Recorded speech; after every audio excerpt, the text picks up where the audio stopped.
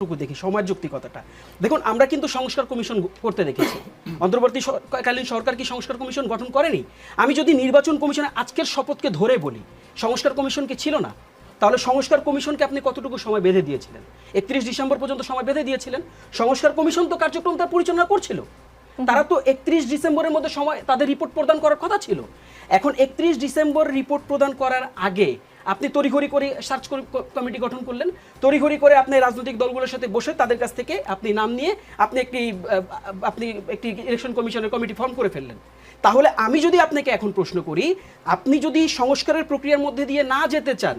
তাহলে তো আপনাকে সময় বেঁধে আমি সংস্কার প্রক্রিয়া আনতে পারবো না